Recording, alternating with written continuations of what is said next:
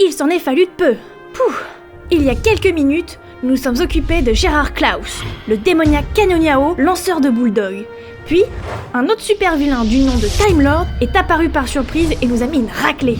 Par chance, cet adolescent costumé l'a neutralisé. Mais j'ai comme l'intuition que quelque chose cloche avec lui.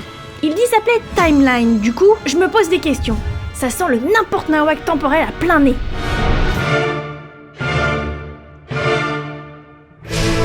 Voici le moment de débuter ce 9e numéro de Discutons Comics. Et après avoir vu les origines revisitées de Batman avec la cour des hiboux, il est temps de faire de même avec le super homme d'acier de demain plus rapide qu'une balle, c'est un oiseau, c'est un avion. C'est parti. Avril 1938. Un genre nouveau prend vie avec l'arrivée d'un surhomme pas hyper doué pour faire des créneaux, le désormais mythique Superman. 73 ans plus tard, suite aux événements du crossover Flashpoint et à l'avènement des New 52, l'univers DC est redéfini, tout comme les origines de l'homme de demain. Et c'est à Grant Morrison et Rags Morales que reviennent la tâche de développer les origines du père des super dans la série qu'il a vu naître, Action Comics. Grant Morrison est un auteur écossais connu pour avoir revisité à sa manière des personnages emblématiques comme les X-Men chez Marvel ou Batman chez DC. Il a aussi livré une vraie déclaration d'amour à Superman avec son stand-alone All-Star Superman, dessiné par l'exceptionnel Frank Whiteley. Eagle Moss a choisi pour sa collection de réunir les 4 premiers numéros d'Action Comics ainsi que les numéros 7 et 8 afin d'avoir une histoire complète qui se suffit à elle-même. Pour les numéros 5 et 6 ainsi que la suite du run de Grant Morrison sur Action Comics, il faudra se tourner vers la collection Renaissance d'Urban Comics qui a publié le tout en 3 tomes. Mais concentrons-nous donc sur ce premier arc narratif d'Action Comics New 52. Clark Kent n'est qu'un jeune adolescent. C'est pas mon père d'abord. Non, j'ai dit adolescent, pas adolescent rebelle et névrosé. Il est vêtu d'un jean, de chaussures usées, d'un t-shirt bleu avec son insigne et de sa cape kryptonienne résistante aux balles. Le tout vendu pour 51,99$ chez Cara. Oui, vous m'avez bien entendu, 51,99$, cape incluse. Grant Morrison est un auteur qui adore faire du neuf avec du vieux. Alors si on lui demande de réinventer les origines de Superman, il va bien évidemment piocher dans ce qui a déjà été fait pour le remettre au goût du jour. Lorsque Superman est né en 1938, il combattait les injustices sociales et parfois quelques nazis. Il ne volait pas, mais se contentait d'effectuer des bonds gigantesques entre les immeubles. Ce n'était pas une question de manque de soleil jaune ou de kryptonite. Il était vraiment défini comme ça à l'époque. Il est super costaud et est capable de sauter super haut. Point. On retrouve donc tout ça dans cette nouvelle version de Clark Kent. Sauf que cette fois, tout est légitimé par le jeune âge de Clark. Il ne vole pas, car il est encore en plein apprentissage de ses pouvoirs. Comme beaucoup de jeunes de son âge, c'est un idéaliste bercé de rêves et de bonnes intentions qui le font agir contre ceux qu'il estime être des oppresseurs, sans prendre de gants et parce qu'il le peut. Et en ce qui concerne les fans du Führer, un peu moins d'actualité de nos jours, une bulle nous informera qu'il a jeté quelques néo-nazis dans les égouts. Mais Morrison n'oublie pas d'y inclure des thèmes plus actuels. Nous ne sommes en effet pas dans un monde manichéen et naïf comme il pouvait être représenté il y a plus de 70 ans.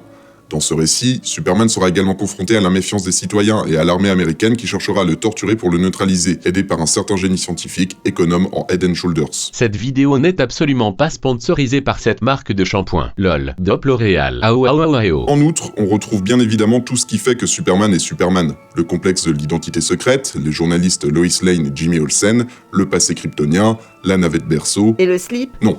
Le slip, lui, a disparu. Enfin, celui au-dessus de son pantalon en tout cas.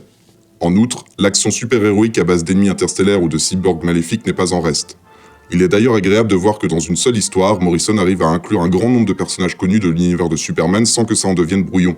Au contraire, présenter tous ces personnages, dont je vais vous laisser le plaisir de la découverte, enrichit l'intrigue. Ils sont tous là pour une raison précise, ce n'est pas artificiel. Concernant la partie graphique, Morales a fait un boulot tout à fait correct avec de l'action fournie, détaillée et puissamment illustrée. Mais le rendu est parfois assez inégal, notamment au niveau de certains visages, celui de Luthor en particulier. En bref, nous avons là une bonne synthèse des origines de Superman, de ce qu'il est et de ce qu'il représente. Même si son passage sur l'Homme d'Acier est moins fouillé et méta que son run sur Batman et que ce n'est donc pas son meilleur travail, cette nouvelle version de Superman made in Morrison reste intelligemment écrite et développée. Elle remplit complètement sa tâche et nous fait passer un bon moment. Voilà dedans. Voilà, ce 9e numéro de Discutons Comics est à présent terminé. Si Grant Morrison est un auteur qui vous intrigue, je vous invite à regarder la vidéo de Valentin intitulée « Pourquoi faut-il lire ou non du Grant Morrison ?» Une vidéo qui, paradoxalement, devrait vous ramener à ma chronique, pour des raisons cosmiques que je vous laisse découvrir. Il est important que vous partagiez cette vidéo autour de vous si elle vous a plu. C'est le meilleur moyen de récompenser mon travail. Alors faites-moi péter sur les réseaux sociaux. Non. Attendez, mauvaise formulation. Bref, pouce en l'air et partage, je compte sur vous. Et toute l'équipe de lescomics.fr est également là pour vous faire découvrir des choses et passer du bon temps. Allez voir leur chaîne. Bon, sur ce, il est temps de faire connaissance avec Timeline.